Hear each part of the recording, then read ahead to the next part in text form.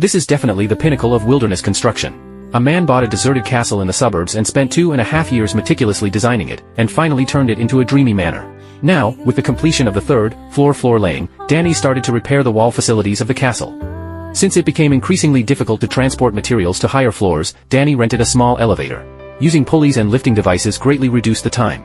When all the materials were transported to the third floor, he found that the walls near the top floor were severely weathered, and even the door frames were rusted and corroded, so they had to be completely demolished.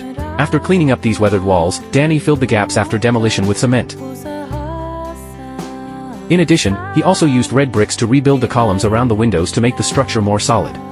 While Danny was busy building walls, the stone quarry also delivered dozens of tons of stone. This was purchased by Danny in advance and used to pave the driveway around the castle. This batch of stone was no small expense, but Danny was clearly determined. Workers used forklifts to gradually level the road according to the road plan.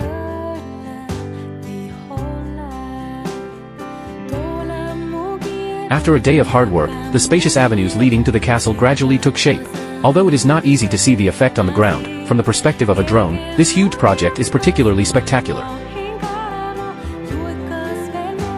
Early the next morning, Danny hired another roller to further compact the gravel road. Although the gravel road is not as durable as the asphalt road, it is the most cost-effective option.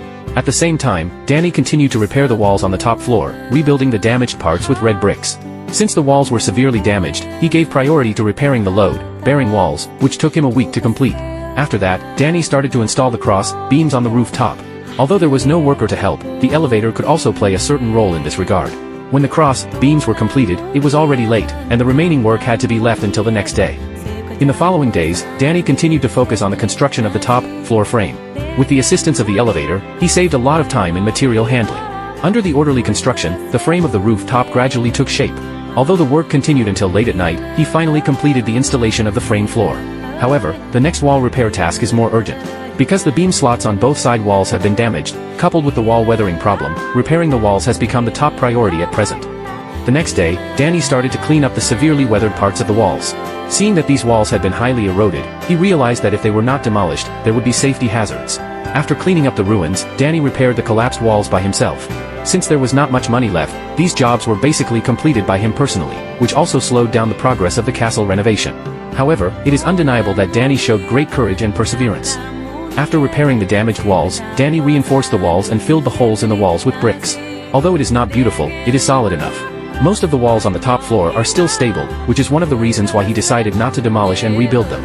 After completing the wall repair, he drilled holes in the walls. The next step is the final installation of the top floor frame. Since it was difficult to transport the roof materials, Danny decided to install a winch on the top floor first to use the pulling force of the winch to transport materials. It can be seen from the equipment that Danny's budget was tight, but the winch was sufficient to handle this small project. After all the materials were in place, Danny carried out the final frame construction work. With the assistance of the elevator, the installation of the channel steel frame was completed smoothly. Before it was completely dark, he worked overtime to complete the laying of the floor slab. So far, all the floor slabs inside the castle have been installed, and Danny has also officially entered the stage of repairing the castle roof.